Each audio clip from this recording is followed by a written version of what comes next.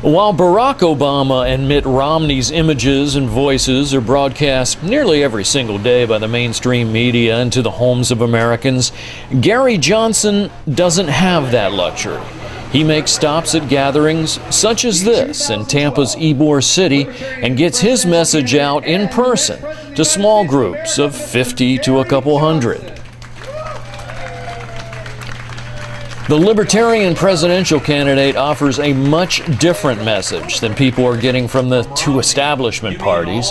Obama and Romney are clashing over health care, but offer remarkably similar plans. Johnson has a real alternative, one that considers future generations. Obama offered up something far from perfect. The Republicans now screaming bloody murder, even though their candidate is offering virtually the same thing. What would you do different? How could you fix this broken system? Well, I would have brought about free market reforms to healthcare, to the healthcare system that we have. I really think this is going to be the torpedo in the sinking ship, and I do mean the amount of money that this is going to cost. And I think it's going to inordinately fall on young people. The fact that this is a system that relies on a healthy segment of the population paying for an unhealthy segment, and really that as a group are young people that at a minimum now are going to have to pay this tax or penalty of $3,000. And I'm afraid that everything else we're doing in this country, the $16 trillion worth of debt, the deficit that we have ongoing, also unfairly falls on young people's shoulders. And Johnson tells those who listen that everything a president does now must take into consideration the reality of our country's financial predicament. And it'll be a bond market collapse due to this unsustainable debt that we are racking up. So I do think that there is an absolute valid alternative to the two parties, and it's me.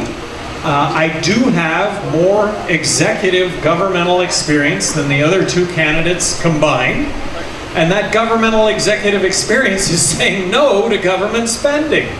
I'm not the guy who wants government-controlled health care. I'm the only one that doesn't want government-controlled health care.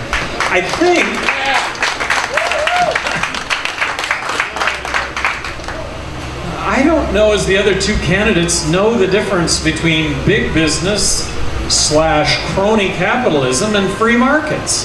I support free markets. I support the notion that we can create a level playing field in this country for everybody, as opposed to loopholes are for sale and the crony capitalism that goes along with the two-party system. Johnson's message is being heard in these small gatherings and on the internet. In our next segment, we'll discuss some of the high hurdles placed in the paths of third-party candidates by the mainstream media and the pollsters in an effort to silence those who would oppose the status quo. I'm Larry Blucher for QuestionableThings.com. I think that we should vote for someone as opposed to the lesser of two evils. That a vote for someone who's actually talking about principle, and I mean the issues, the solutions that go along with the issues that we face, I don't see that as a wasted vote anyway, anyhow, and that's what we should all be voting. But will most voters even realize there is an alternative to the two establishment parties? The simple answer is no, not unless a third-party voice is allowed into the televised debates. No, there's no way. I mean, I do need to get into the national debates. Right now, what we're asking people to do is just get online, GaryJohnson2012.com, and just give the polling organizations a call to include my name in the polls.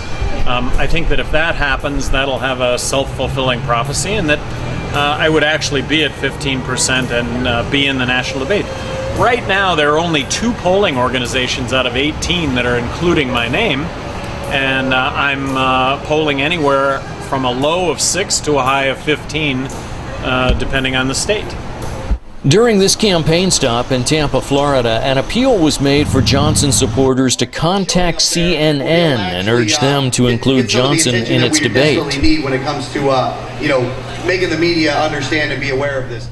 The man making that appeal was Alexander Snitker, whose 2010 run for the Florida Senate as the Libertarian candidate may have made him the poster child for abuse by pollsters and mistreatment by mainstream media. I did a documentary recently on Alexander Snitker when he ran for the 2010 Senate to bid as Florida's Libertarian candidate.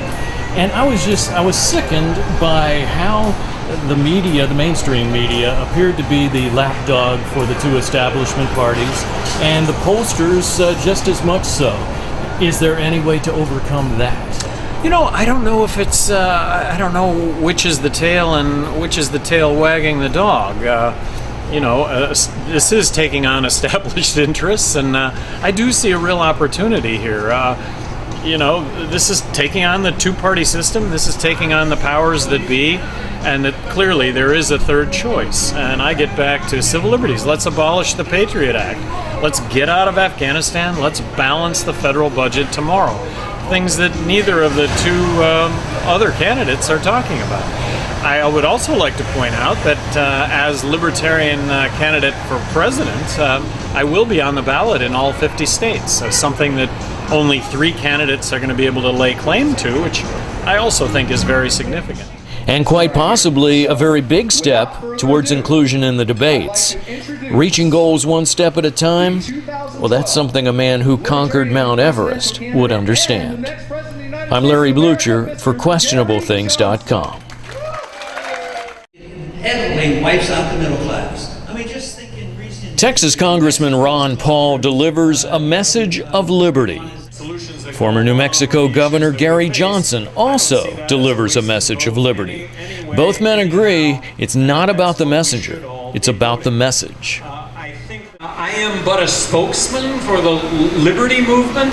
As Ron Paul has said, I think Ron Paul's candidacy is going to officially come to an end here next month.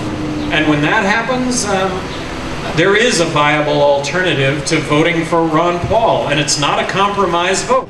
Ron Paul supporters have several choices, which many won't determine until after the Republican convention. Some, who believe the future of the Libertarian movement lies in the Republican Party, may vote for Mitt Romney if the RNC embraces some libertarian ideas in Tampa. Then there are those who believe the two establishment parties have totally forsaken liberty and that neither the Republicans nor the Democrats deserve their vote. That's the group Gary Johnson hopes to lure.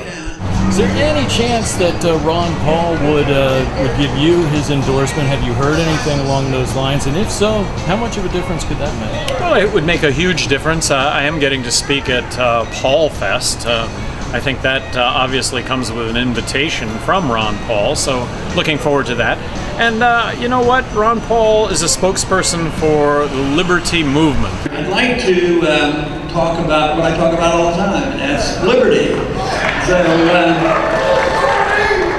I'm a spokesperson for the liberty movement, and I think the liberty movement is the fastest growing segment of American politics today. That it's the one with all the legs, and it really is the movement that genuinely talks about solutions that go along with the problems that we're facing. And when you compare Johnson to Paul on their solutions, they sound very similar. have sound money, get rid of the regulations, reduce the taxes, bring our troops home. I think we are driving over a cliff, and that the solution to this is balancing the federal budget, and that it's doing it now. There's no delay. And in this case, as me being the third party, I do think there's a choice that balancing the budget is really, really important. Civil liberties, somebody standing up for civil liberties. Giving up liberty in order to gain protection from the government is foolhardy, and we should never have to give up any of our freedoms to provide security for ourselves.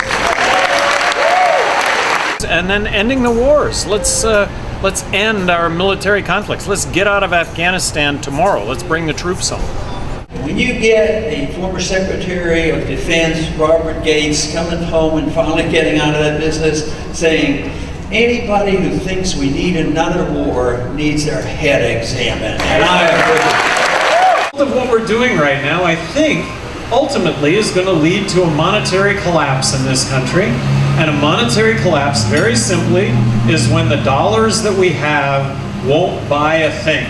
Because of the ensuing inflation that goes along with printing money to the tune of 43 cents out of every dollar that we're spending, our dollars aren't going to buy anything. When the crisis came in 2008, it was announced, well, if we don't bail out the banks, everybody's going to suffer. There will be a depression. So what did we do? Spend trillions and trillions of dollars bailing out the people who were making all this money, and guess what? The people got the depression and the people lost their homes. Abolish the IRS, abolish corporate tax, abolish income tax, abolish withholdings from your payroll check. I'd like to replace that with one federal consumption tax. I am advocating the fair tax, which I think is cost neutral over a very short amount of time. Johnson has just a very short amount of time to convince Ron Paul supporters to jump aboard the Gary Johnson Express. If he doesn't get to 15% in the polls, he won't get to participate in the televised debates. And if the voice of liberty is not heard in those debates, both Paul and Johnson supporters would end up losing. Some would also argue that America winds up losing. I'm Larry Blucher for QuestionableThings.com.